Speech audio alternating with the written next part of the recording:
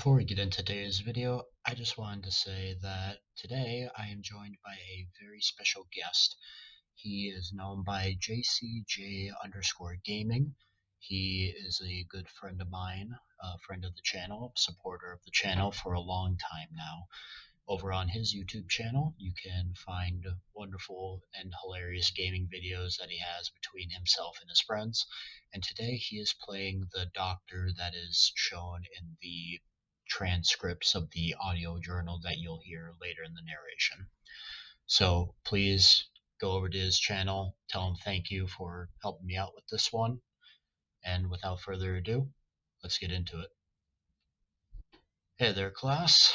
Not going to beat around the bush too much today, as I don't want to keep you any longer than I have to, and today's is kind of shorter, as it's mostly audio logs. Today's item number is SCP-054, otherwise known as the Water Nymph. Object class is safe. Special containment procedures. Subject is held in a watertight isolation room outfitted with specialized climate control equipment.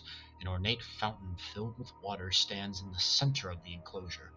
Maintenance personnel are required to wear NBC suits while inside the containment area and must spend 10 minutes in a special drying room after exiting. In the event of a breach, the surrounding area should be evacuated and the enclosure flushed with liquid nitrogen. The fountain's chemical levels and volume are to be monitored and maintained. Spring water from should be used as SCP-054 is highly sensitive to hydrochloric conditions. SCP-054 has developed a mistrust for human males during its confinement, thus assignment of female personnel is recommended. Description: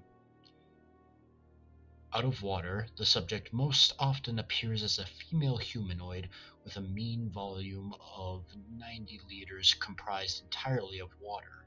Other forms are possible, commonly geometric shapes.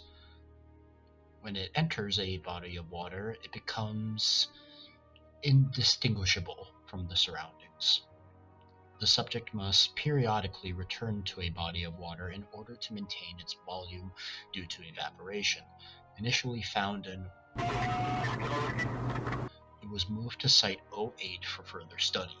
Subject was initially curious about Foundation personnel and seemed to enjoy interacting with maintenance staff and researchers, and mimicking their forms on occasion.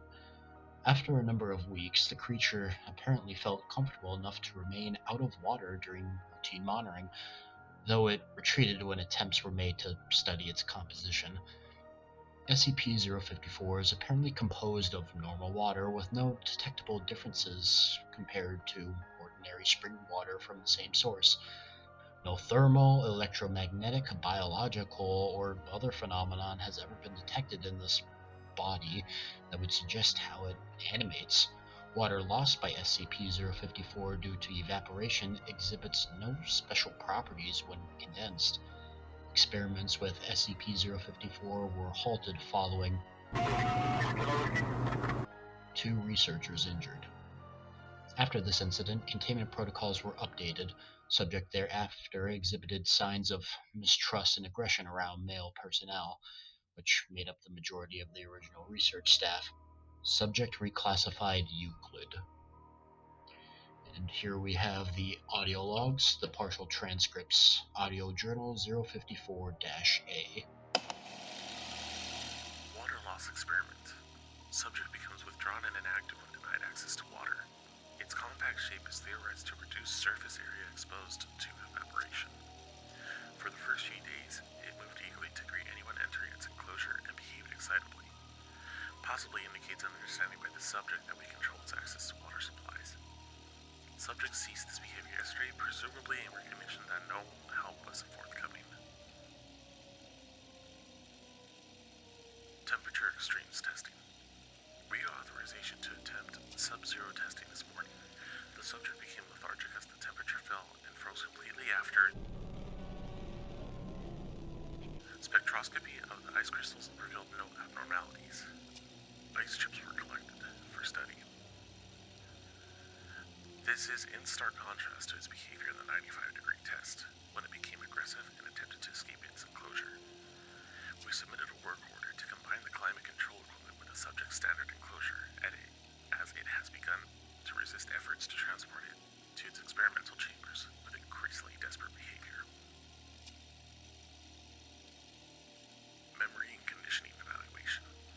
Subject has proven unexpectedly adept at navigating complex mazes and solving puzzles. Dr. Seskel has finally overcome the problem of motivating the subject by application of electrical shock and/or silica desiccants. He joked that we should have it trained to fetch in no time, and after observing his methods, I think he might be right. Note: subject to be allowed a 48-hour recuperation period. It seemed to be lagging in its progress at the end of the week's experiments. Acid/base incorporation experiment. Last log entry. I'm starting with a 0.5 milligram HCl solution. I have no idea what will happen, but if this thing incorporates homeostatic mechanisms like I suspect, then we should get some insight into how it maintains its form. Temperature in the enclosure has been lowered to 278 Kelvin to help control existing erratic behavior. Addendum 054-B. After 5 years with no incidents, subject rating has been downgraded to safe on recommendation of Dr. Experiments will resume under an auspice of Biology Unit E7. That just does about it here. Thank you all for attending our classes. They should be coming to you much regularly now. Again, sorry for my extended leave of absence. But until next time.